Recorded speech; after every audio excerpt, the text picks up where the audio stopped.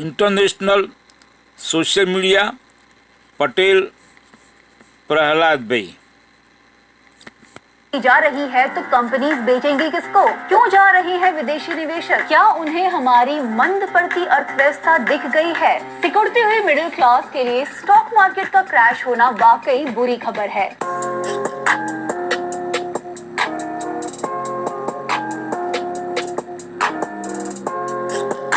भारत से दूर भाग रहे विदेशी निवेशक। पीएम मोदी कर रहे हैं सोमनाथ मंदिर में दर्शन। इन्वेस्टर्स के 94 लाख करोड़ डूबे। 29 साल में इंडियन स्टॉक मार्केट सबसे नीचे गिरा। मोदी जी गिर गए। क्या गिरता हुआ रुपया उठेगा दोबारा?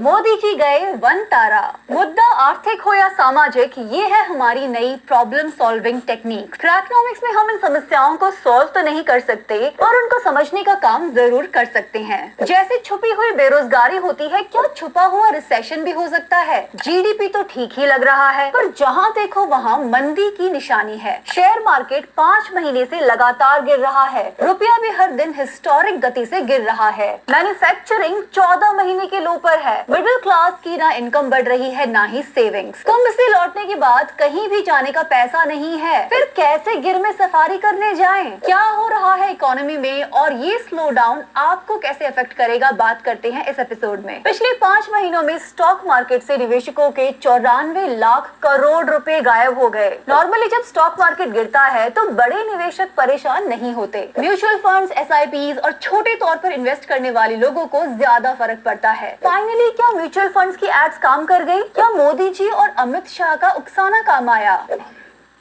Why did Amazon send me $20,000? जिस दिन चुनाव का नतीजा आएगा, आप उस हफ्ते भर में देखना कि यानी भारत का स्टॉक मार्केट के लिए उसके सारे जो उनके प्रोग्रामिंग के जो प्रोग्रामिंग वाले सारे उनके थक जाएंगे। तो 6 जून के पहले आप बाय कर लेना, 4 जून के पहले वो शूट अप करेगा। 400 पार होने वाला है, मोदी जी की स्थिर सरकार आने वाली है, तो निश्चित रूप से बाजार ऊपर आएगा। आज इक्विटी एक मास प्रोडक्ट है। म्यूचुअल फंड्स की पहुंच को आप इस डेटा से समझ सकते हैं। आज 5 में से हर 1 रुपया जो म्यूचुअल फंड्स में इन्वेस्ट होता है वो देश के टॉप 110 शहरों के बाहर से आता है। मतलब छोटे शहर भी अब स्टॉक मार्केट में कूद पड़े हैं। अगस्त 2024 तक म्यूचुअल फंड इंडस्ट्री के लगभग 54% एसआईपी अकाउंट्स छोटे शहरों से आए। आप ही सोचिए, सिस्टमैटिक इन्वेस्टमेंट प्लान्स लोगों के लिए सेविंग्स बढ़ाने का एक तरीका बन गए हैं। घटते पेंशन फंड्स और एफडीज के वही पुराने इंटरेस्ट रेट से थक कर लोग स्टॉक मार्केट की तरफ आ ही गए। अब तो प्रोविडेंट फंड पर भी टैक्स है और आपकी पेंशन भी मार्केट से लिंक्ड है। एक तरह से आपको मार्केट की तरफ धकेला जा रहा है। 5 साल पहले देश में यूनिक डीमैट अकाउंट्स, जिनकी मदद से आप स्टॉक मार्केट्स में इन्वेस्ट करते हैं, ये अकाउंट लगभग 4 करोड़ थे। क्विंट में अनिंदु चक्रवर्ती लिखते हैं कि आज यूनिक डीमैट अकाउंट्स 12 करोड़ हैं। इसके हिसाब से लगभग 8 करोड़ परिवार शेयर मार्केट में इन्वेस्ट कर रहे हैं। मतलब 25% परिवार शेयर मार्केट से जुड़े हुए हैं। साथ ही 5 करोड़ से ज्यादा लोग म्यूचुअल फंड्स में भी इन्वेस्ट करते हैं। इनको मिलाकर कहा जा सकता है कि 26 से 27% परिवार स्टॉक मार्केट से सीधे जुड़े हुए हैं। मतलब स्टॉक मार्केट के डूबने से अब आम जनता का सीधा नाता है।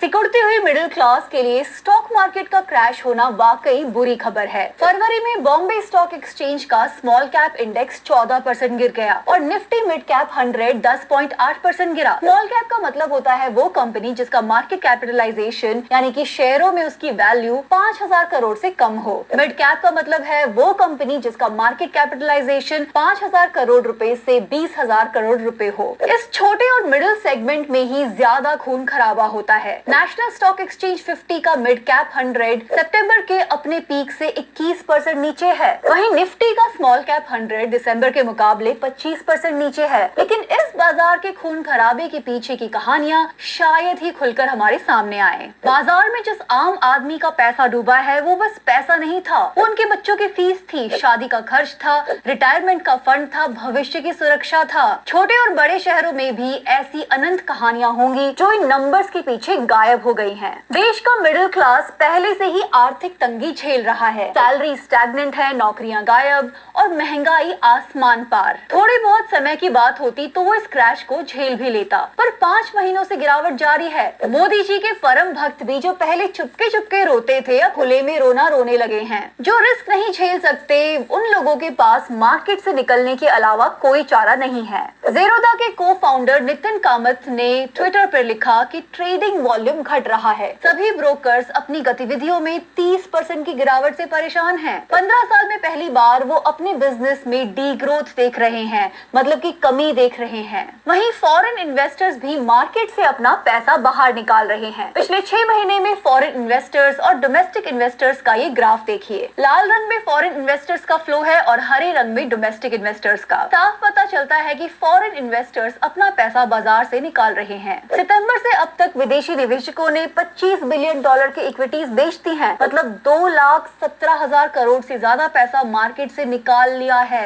इसमें से $4.1 बिलियन तो सिर्फ फरवरी के महीने में निकाला गया, मतलब 35,614 करोड़ रुपए। क्यों जा रहे हैं विदेशी निवेशक? क्या इंडियन शेयर मार्केट उतना अट्रैक्टिव नहीं रहा? क्या उन्हें हमारी मंद पड़ती अर्थव्यवस्था दिख गई है, या वो भाग गए हैं कि हमारे विकास के वादों और रिजल्ट में काफी अंतर है? सितंबर के अंत से ही इंडिया का बाजार ग्लोबल बाजार की तुलना में अंडर परफॉर्म कर रहा है। पिछले साल यूएस के स्टॉक मार्केट ने 23% रिटर्न्स दिए। ग्लोबल मार्केट्स अपने कोविड के बाद की गिरावट से उभर चुके हैं और अब बेहतर परफॉर्म कर रहे हैं। एक बड़ा ग्लोबल इन्वेस्टर जरूर कई देशों को कंपेयर करेगा और वहीं अपनी पूंजी लगाएगा जहां उसे ज्यादा रिटर्न्स मिले। एक इंटरेस्टिंग बात यह है कि भारत ऐसा इकलौता देश है जो फॉरेन इंस्टीट्यूशनल इन्वेस्टर्स के रिटर्न्स पर भी टैक्स लगाता है। 1 साल से ज्यादा की इक्विटी पर 12.5% टैक्स और शॉर्ट टर्म कैपिटल गेन्स पर 20% टैक्स। कहा जा रहा है कि इसलिए भी FIIs अपना पैसा निकाल रहे हैं क्योंकि कैपिटल गेन्स टैक्स ज्यादा है, लेकिन ये टैक्स तो पहले भी दे रहे थे।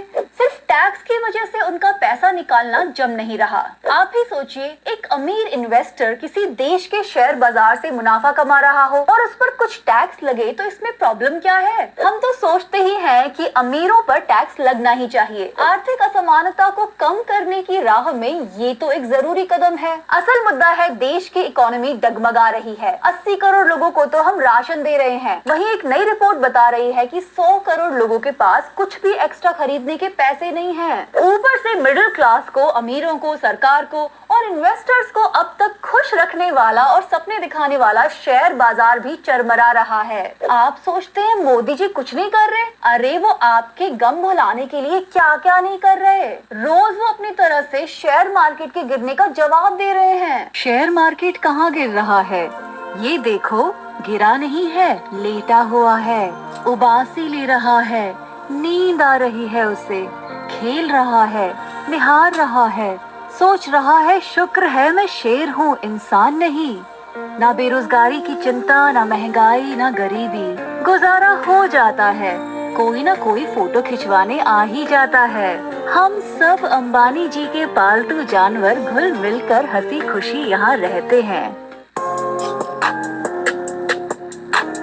फरवरी 2025 में रुपया भी लगातार 5वें महीने में गिर रहा है। गिरते गिरते ये फरवरी के अंत तक 87.4950 तक पहुंच गया। स्लो इकोनॉमिक ग्रोथ, बाजार की अस्थिरता और ट्रंप के टैरिफ सब मिलाकर विदेशी निवेशकों को भगा रहे हैं और रुपया इन थ्रेट्स के सामने नहीं खड़ा हो पा रहा। पर आप शायद नहीं जानते कि रुपये को बचाने के लिए RBI कितनी मेहनत कर रहा है। जब यूएस प्रेसिडेंट ट्रंप ने स्टील और एल्यूमिनियम इंपोर्ट्स पर 25% टैरिफ की बात की, तब रुपया तेजी से गिरने लगा था। RBI ने उसे 88 पे पहुंचने से बचा लिया। फॉरेन एक्सचेंज मार्केट में डॉलर बेचकर ये काम किया जाता है। RBI कई महीनों से NDF मार्केट में डॉलर बेच रहा है और रुपये की अस्थिरता को कंट्रोल कर रहा है। मतलब मुमकिन है कि अगर RBI ये सब ना करता तो रुपया डॉलर के मुकाबले 100 रुपए तक भी गिर जाता। अब 2 अप्रैल से प्रेसिडेंट ट्रंप भारत पर जवाबी टैरिफ लगाने की बात कर रहे हैं। टैरिफ बढ़ेंगे तो फॉरेन रिजर्व्स भी कम होंगे और रुपये की स्थिरता खतरे में पड़ जाएगी। पर ट्रंप ने मोदी जी की कुर्सी तो खींची थी ना। ज़ेलेंस्की की तरह प्रेस कॉन्फ्रेंस में तंग भी नहीं किया, फिर भी टैरिफ पे टैरिफ लगाए जा रहे हैं। क्या मोदी जी की यूएस यात्रा से अमेरिका का ही फायदा हो गया?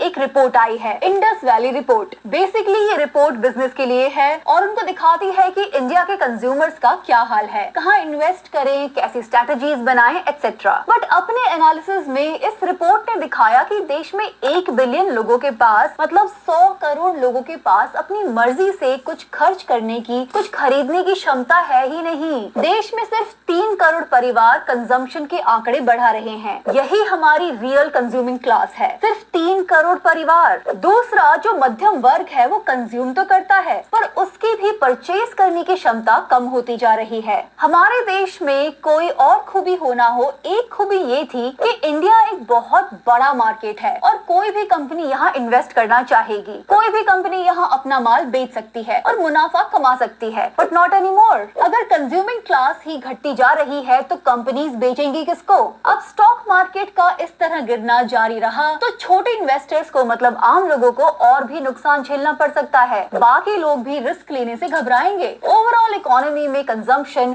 बढ़ने की बजाय और भी घटेगा। हम पिछले कई एपिसोड्स में बात कर चुके हैं कि आम आदमी ना तो गाड़ी खरीद रहा है, ना ही स्कूटर्स, ना ही उसकी हालत घर खरीदने लायक बची है। अमीर आदमी लंबे समय तक अपना पैसा लगाए रख सकता है, उसको रोजमर्रा के खर्च की नहीं पड़ी है। पर मिडिल क्लास आदमी जो ये सोचकर वहाँ गया था कि अपनी सेविंग्स में से कुछ पैसे बचाकर बढ़ा लेगा, वो लुट पिट कर वापस आया है। अपनी पूंजी और उम्मीद दोनों खोकर आया है। इस आदमी के पास तो वंतारा का इनविटेशन भी नहीं है जहां जाकर शेर से बात कर वो अपना मन कुछ हल्का कर सके। Thank you for watching Cracknomics. मिलते हैं अगले हफ्ते। तो